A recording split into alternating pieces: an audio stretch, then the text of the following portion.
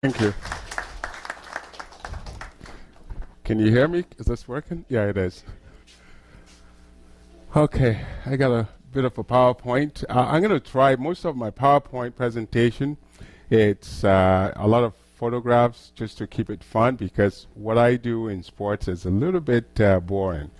So, like Gord said, I have been a police officer for 22 years in Durham and spent most of it here in Oshawa. And for the last 2 years, I've been in Whitby working for the chief.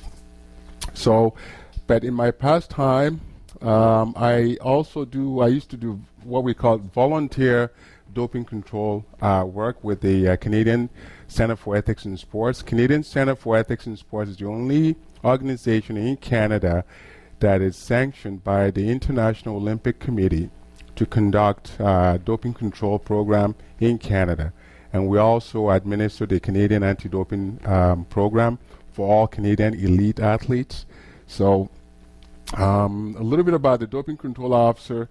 The program, it's not that difficult to get into, but the training and the requirements is what takes a little bit of time to get used to. So at doping control officer, our main job is to educate elite athletes on what's healthy, what's allowed, what's not allowed, what's on the banned substance list, and also what their rights and responsibilities are, especially what their rights are when it comes to doping control. And our main focus is to identify the athletes that need to be tested, notify them, explain their rights and responsibilities to them, and then collect either blood or urine or both from the athlete with direct observation, and then we package it in a certain way and then send it off to the lab in Montreal. And then if the result comes back, the athletes will get notified, and the sports federation will also get notified. So that's one. So we do a certification, and we get certified every 2 years in Canada. But I also do work for a company in the States called called CDT. It's Comprehensive Drug Testing, and CDT does all the NHL hockey testing, also the Major League Baseball testing, Major League Soccer testing, and some professional sports as well.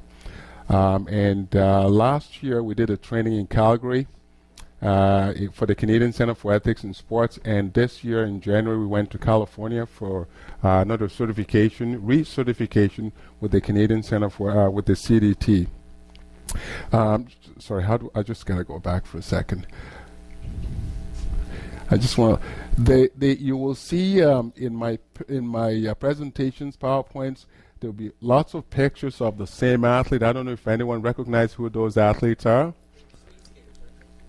He's a cross-country skater. Yes, and the gentleman on the right, on this side here, is the actual Olympian, and the person on his right is his brother, and the gentleman on the left side is Brian McKeever. He's blind. His vision he has very narrow vision. He can't see to the sides, and if anything is as far as those people back there, he couldn't see it. So his brother skis with him. He's his vision until they get close to the finish line. Then he gets out of the way and let him finish. But it's amazing. He's one of my favorite Canadian, Olympic athletes, and you will see a lot about pictures of him. And this was in Vancouver during the Winter Olympics in 2010. I worked in Vancouver. I worked at the Village. I managed all the anti-doping program at the men's hockey at the Canada Hockey Place. And so all the men's hockey and most of the women's hockey, we did all the anti-doping program for it. And this was right after his medal ceremony in Whistler. And as he's coming off the podium, his brother sees me because I tested him several times. And you get to know him. Fantastic guy, great guy. And he called me over and had a picture taken and then sent it to me. Now, again, like we said, we conduct the doping control officers, we test all sports, and we also do testing for the U.S. Anti-Doping Agency, the USADA, and we also test for other countries, international countries that have athletes that live in Canada or play in Canada or go to school in Canada. They would contact us and ask us to test them for them, and we would attend their residence, their place of work, or where they train, or games, and test them. So we test them pretty much at any location where they can be found. Okay. And now some of the other sports that we test is the Canadian hockey. We do test for the Ontario Hockey League, the World Hockey League, and like I said, the U.S. Anti-Doping, international stuff, and the whole program that we do until last year. I've been doing it for 16 years now. Until a year ago, it's always been a volunteer program. So all our doping control officers and chaperones are all volunteers. So we travel, they cover the expenses, but generally it's all volunteer work. Until a year and a half ago, the Canadian government changed the status because anyone who does volunteer work, and if you get any gift or gratuity that's over $500, you have to declare it and claim it as an income and pay tax on it. So we became what they call casual employees, even though, you know, for what we do the testing for, it's about enough for an hour to buy you a cup of coffee or a little bit more. So it's a volunteer program still. So I've had the opportunity as well to travel to places like Argentina, Uruguay, to the States, to Italy, and across Canada to test and to be part of Canadian sports and world sports as well. Again, Brian McKeever, this past Sochi Olympics, he won 3 gold medals in cross country. He is, currently he is the most decorated Canadian Paralympic athlete. And for me, these are the true athletes, if you ask me. Athletes that can compete at such high level with the limited ability that they have. I don't like to call them disabled because they have their ability, but they're limited. And but they represent Canada in a great way. So one of the things that we make sure to ensure for them is their rights. The athletes have rights to be treated a certain way when the testing is being conducted, to make sure that the sample that is going to the lab is not tampered with. So we educate them so that they understand that. And so when we do the testing, this is some of the identifications, the accreditations that we have to present. For the CDT, we do the Major League Baseball, and to go to the dressing rooms and hang out with the athletes, you have to have proper identification so they know who you are. And on the left is the Canadian Center for Ethics in Sports accreditation that we use to also to access the athletes. We're considered to be part, when you're in the program, you're considered to be part of the program as an athlete manager. And those are some of the on the right left is the NHL accreditation as well. You need that for all the NHL when we do the NHL testing. And we do go to their practice, their games, or their residents to test them. And on the right is the CFL. We also do the CFL testing as well. And again, that's another picture of him. This was in Sochi, in Torino. During the Torino Winter Olympics in 2006, again, I was down there as a Canadian observer. And prior to Torino 2006, all the doping control in the Olympic sports were conducted by medical doctors. Now, the problem is the doctors are not used to testing the athletes. So during the Olympic time, they'll bring them together, train them, and it takes them for a very long time to process an athlete. But those of us who are not medically certified, we do this all the time, and it takes about 15-20 minutes to process an athlete, where a doctor who just got trained on it takes them about an hour and a half. So, and just imagine an athlete just competed, finished their race, they're ready to go and celebrate, and they had to sit around for 2 hours to get processed. So when I went to Torino, I helped with come up with a program and a report that went to the Canadian, the VANOC committee, to change the process, and they allowed Canadians to change it, and it was by far the best testing experience that the athletes had, and we tested more than double what we did in Torino, and it went really well. In Sochi, they applied the same system that we used here, and in London as well. And when I was in Torino, here are some of the people that I work with. That you will, this picture here, you will see all the people in the red and yellow outfit are the volunteers, like myself, from different fields of work, doctors and lawyers. The gentleman in this uniform is an armed guard in the doping control station. They had 2 armed guards all the time, and that's in Torino. This was also in Torino in the cross-country ski hill. I was also down there doing some work. And this is Alexin. He's a Russian who won gold in Torino, and this was just after he came in for doping control, and he came outside and posed for a picture. This was pre-Vancouver. My daughter and I helped. We went out and joined the celebration of the Torchbearer relay just along Taunton Road in Oshawa. So it was a fun time for us. And the difference, if you looked at the first picture of the people I work with in Torino, with the police officer in full uniform with a gun, these are the people my staff in Vancouver at the GM Center for the gold medal game. And there's no uniform. It was very relaxed. It was fun. We had a great time. And the people that I have in picture are from all over the world. We have someone from Australia, from US, from England, all over the place. We have people from Italy as well. It's a combination of doping control officers that come from all over the world. We get together, we do the training, and then we do all the testing with the athletes. This was during the gold medal game, US and Canada, in Vancouver, and one of our local doctors was walking by, and I hadn't seen him. He was at the game, and again took a picture and sent it. Now, this is a little bit about the doping control station. At the games, it's set up in a way that the athletes, when they come in for testing, the relationship is extremely intrusive. So we get in their space. It's the most intrusive contact you could have with anyone. They literally have to disrobe completely from mid-torso to mid-thigh, and we have to have clear and unobstructed view of them passing the urine sample.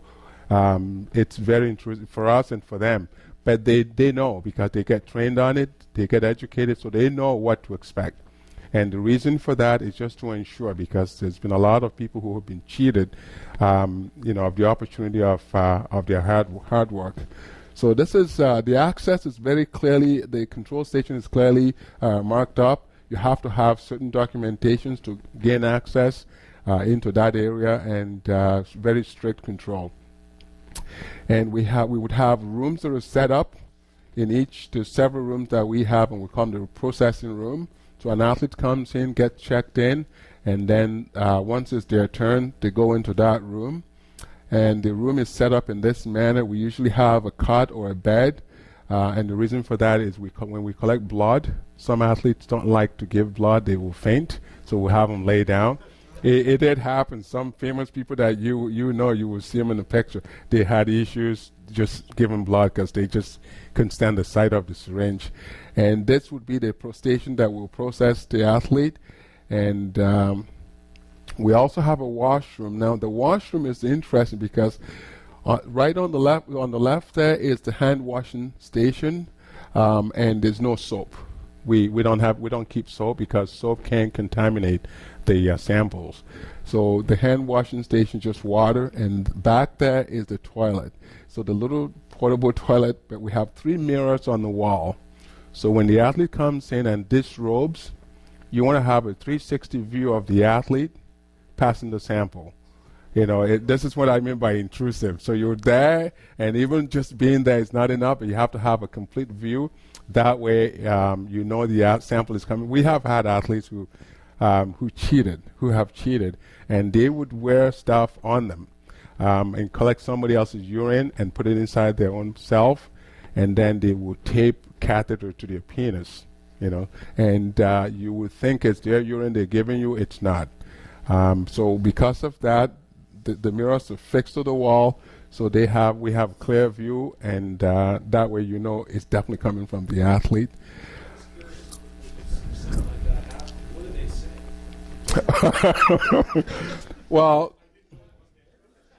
Well, I have personally not seen one, but I have sat through a hearing for a major league player who was caught with one of those. He actually had a tube, a little package of urine under his armpit, and had a catheter that ran down his hand to the finger, right? And he goes in the bathroom, and you stand beside him, and because he's got a long sleeve, and you don't know.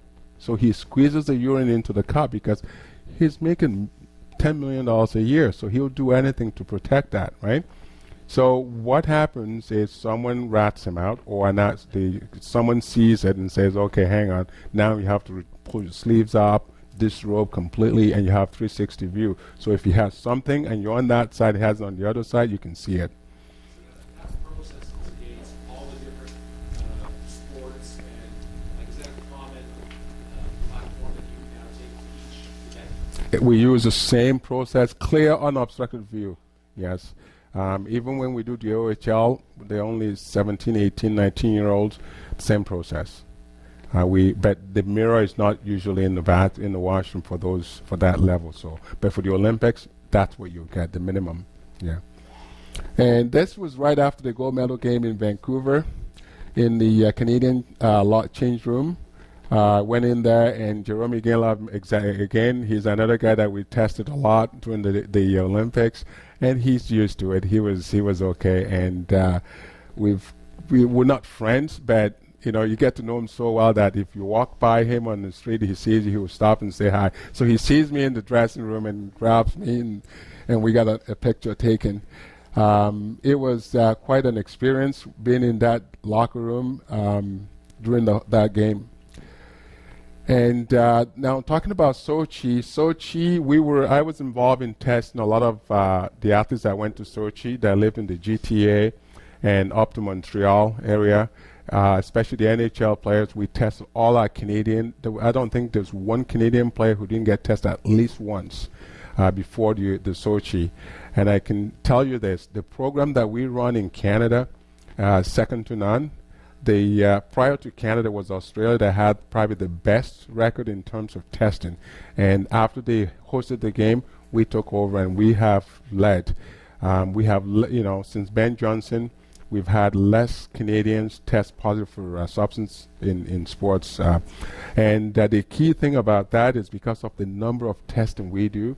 And we can tell since 2006, or just before 2006 Winter Olympics, Canada has done really well. Our medal count has gone up, and that's because of the number of testing that has been done at the games. So we do conduct a lot of testing. Vancouver had the highest number of athletes tested, and I think Sochi, the final numbers hasn't come in yet, but they had a lot of testing done as well.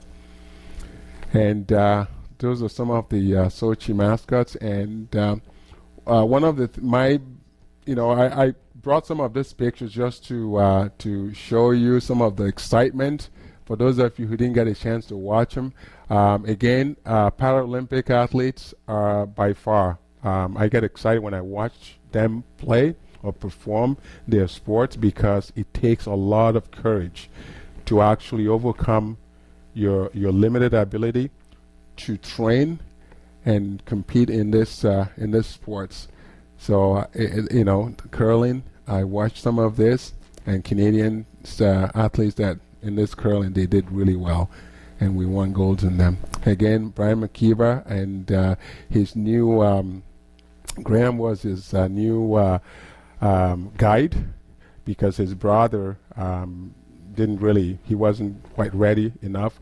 The funny thing is, Brian's older brother also competed for the men's cross-country team, the Olympic team. He was just off by very little time in Vancouver for Vancouver Olympics. But the funny thing is, Brian McKeever skis faster than some of the able-bodied athletes that competed in the Olympic team. But the only reason he didn't make the team is because of his vision. He was hoping that he would be the first athlete with limited ability to compete in the full able body, but he wasn't allowed because of it. So again, he did marvelous, and he's looking, from my understanding, he's looking forward to competing in the next Winter Olympics at least one more time. And of course, some of the hockey, we all watch hockey. John, in the back there, sorry, some of this are not very favorable for the U.S., so if there's any American here, I apologize, but so I think we remember Jonathan Hayes of Winnipeg, from Winnipeg, after he scored his goal there. It's amazing. So I was actually watching this. I was on my way back from the States when the game was on, and we stopped at the bar at the airport, and we stayed there. We booked our flight so we would be able to sit there for 3 hours and watch the game. So it was great. And Alex Bilodeau, everybody remembers him. He has a brother who has, I think, cerebral palsy, and he is a big fan of his brother. And I love watching him. In fact, Jim Scott is the president of our Rotary Club. His son used to compete against Bilodeau in the moguls. So, and the sisters, Justine and Chloe, I think everyone remembers. This is just fun memories that my experience over the games that I thought I'd share with some of you. And for our hockey team, the women, their game by far, I think, was more exciting and interesting than the men's game, because it was to come back from 2-0, 5 minutes at the end of the game. It's phenomenal. So again, our men waving the flag, and a wonderful moment for all our athletes. And that's it. No, no, not one of them. Thank you. Yes. One of the questions I'd like to ask is, you are confident that the Canadian athletes are clean. Yes. What about the athletes from another country? China, for example, and I guess I'm going to lead into this. Yes. If you test them at the Olympics, they're clean. They're clean for all. Good. Yes. Yes.